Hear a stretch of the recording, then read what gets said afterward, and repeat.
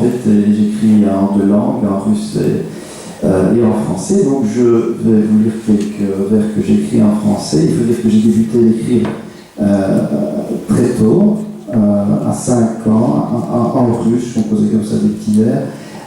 Et puis c'est le français qui est venu, qui m'a envahi complètement. J'ai essayé de le retraduire en russe, mais c'est impossible. Donc j'ai tout enfermé et j'ai réécrit tout en russe pour transmettre la même idée. Parce qu'on parlait ici de l'idée de la traduction, et je pense qu'il y a des choses qui sont intraduisibles. Voilà.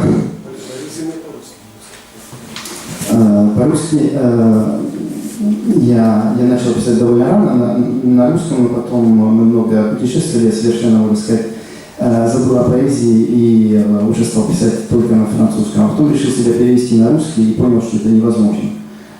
Не получалось у меня. И я просто все закрыл и взял ту же идею и просто начал писать заново по-русски, и все получилось. То есть иногда себя перевести просто невозможно. Le premier poème s'appelle Nos origines.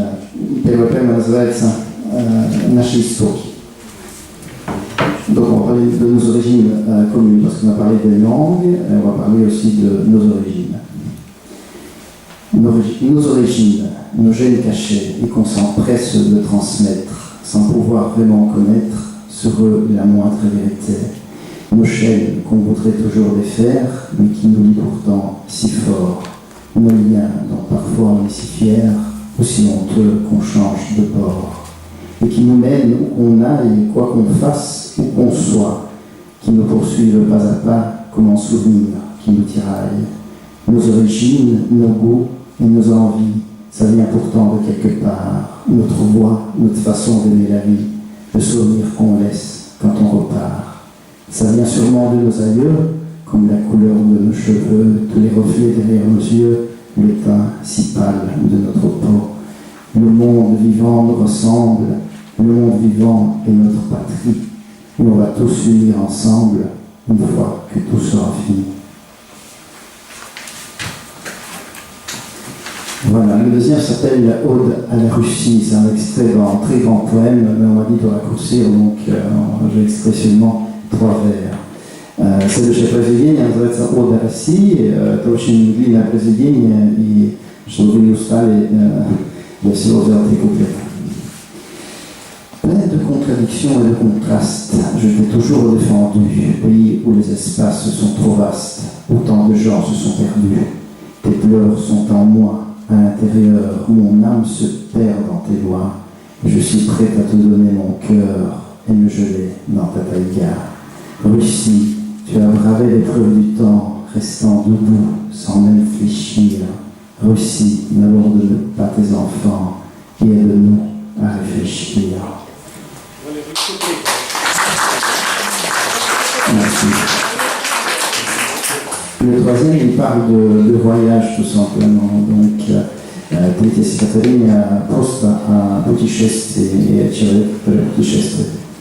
Насчет переводов, и эта идея моего друга Саши Мельника, он решил дать стихотворения разных поэтов, переводчиков, с которыми мы совершенно не знакомы, чтобы вот незнакомые люди попытались как бы передать идею, что тоже очень интересный текст, в принципе.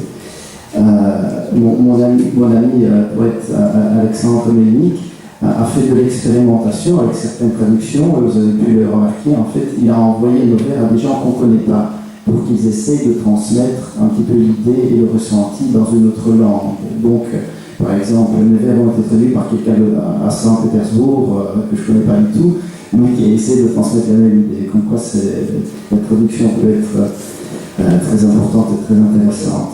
Это стихотворение переведено женщиной, поэтессой, которую я совершенно не знаю. Любовь Маричева из Санкт-Петербурга добровольно переводит вот для фестиваля. C'est Любовь Маричева qui habite en Saint-Pétersbourg, que M. Melnik n'a pas vu lui-même, mais en fait qui s'est porté bénévole pour traduire les vers, et en fait il a traduit plusieurs poètes parce que c'est quelqu'un qui connaît très bien le français. Et donc il essaie de nous envoyer aussi son ressenti de très loin de Saint-Pétersbourg. Voilà, donc c'est une petite parenthèse. Le dernier poème s'appelle Le voyage. Il voyage seul, elle s'enfuit.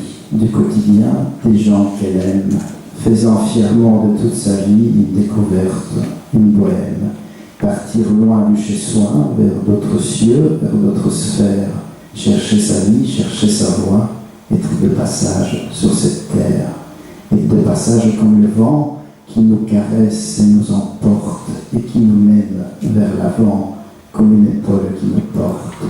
Elle part toute seule, elle voyage, elle cherche sa joie ailleurs, au loin, pour s'imprégner à tout moment de la beauté de grands paysages.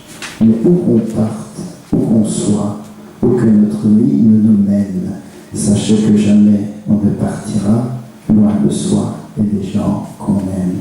Merci.